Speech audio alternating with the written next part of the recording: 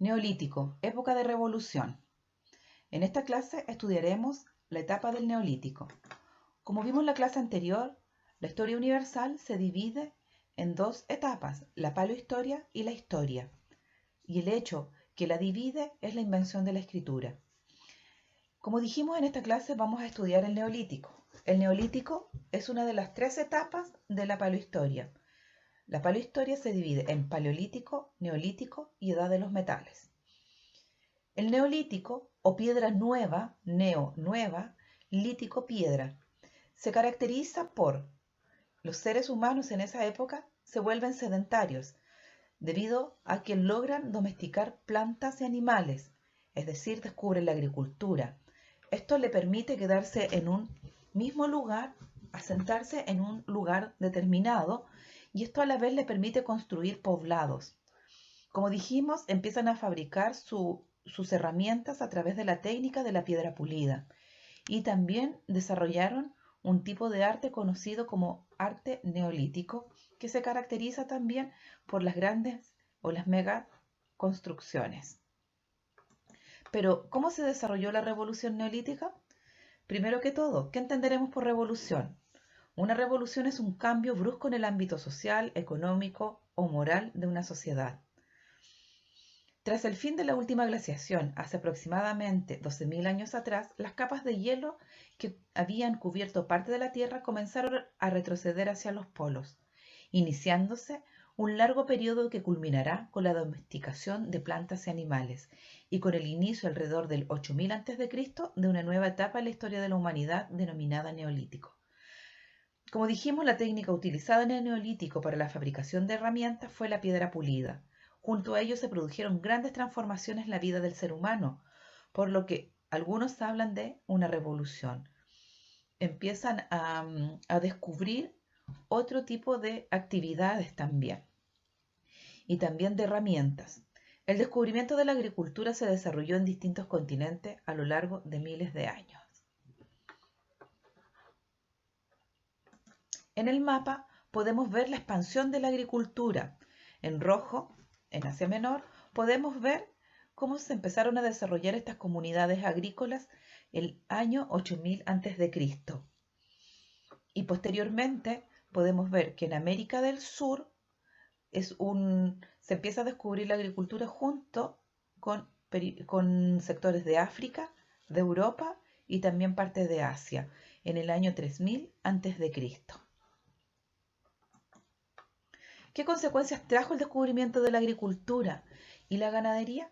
Uno de los principales cambios tras la radical transformación en la relación que los seres humanos tenían con el espacio geográfico fue la sedentarización, es decir, la capacidad de un grupo de personas para dejar de recorrer su entorno en busca de recursos y asentarse en un lugar.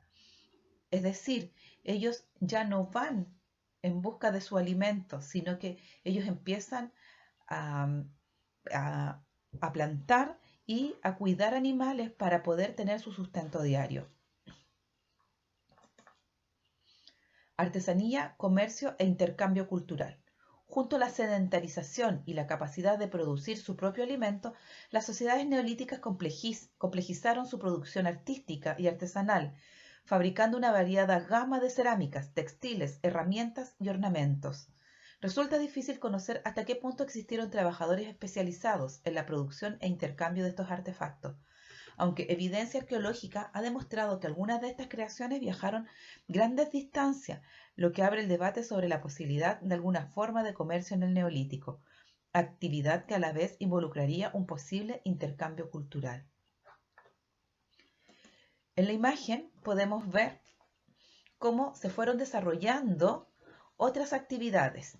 En el año 8000 a.C., la agricultura y la ganadería permiten al ser humano hacerse sedentario, es decir, asentarse en un lugar determinado. En el año 7500 a.C. aparecen las primeras cerámicas.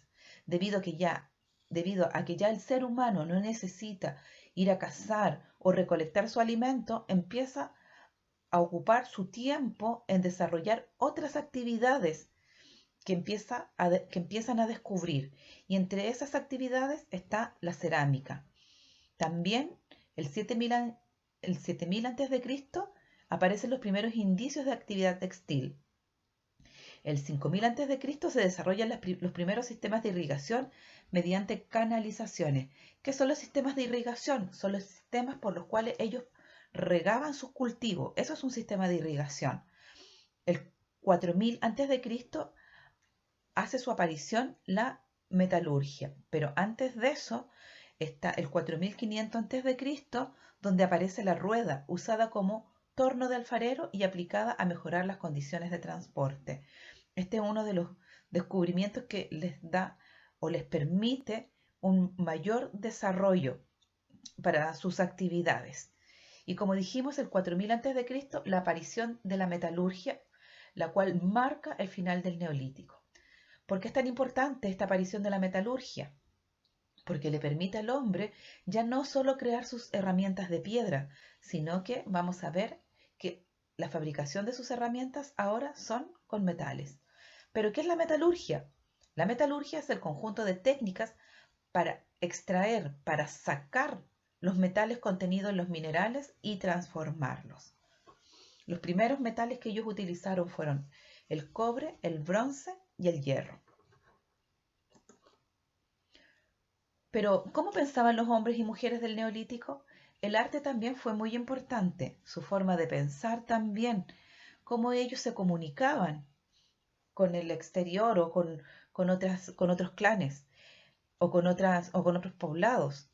El estudio de vestigios materiales del arte rupestre y del arte desplegado sobre objetos cotidianos han permitido conocer las ideas, preocupaciones y creencias de algunos de los grupos humanos desarrollados durante el periodo neolítico. Aquí vemos algunos de sus desarrollos mayoritariamente que ellos lograron.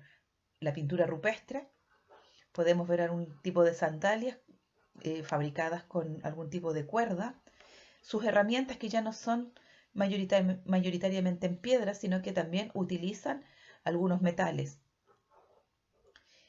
Y la rueda también la podemos observar. También el arte neolítico se caracterizó por sus mega construcciones. Una de las manifestaciones que surge durante esta etapa fue la construcción de grandes estructuras de piedras denominadas megalitos, las que habían requerido del trabajo conjunto y organizado de muchos seres humanos. Se sabe que algunos de ellos fueron utilizados como monumentos fúnebres, es decir, para sepultar o para despedir a sus muertos.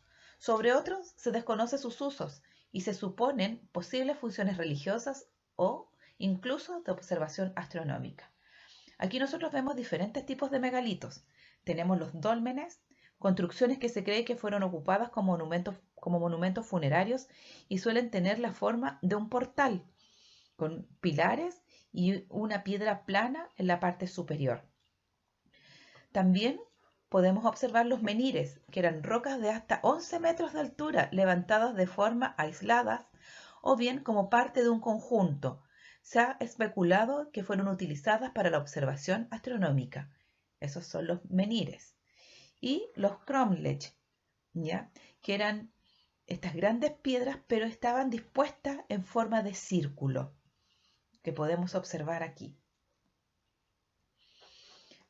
¿Qué otra característica podemos señalar del Neolítico? Del Neolítico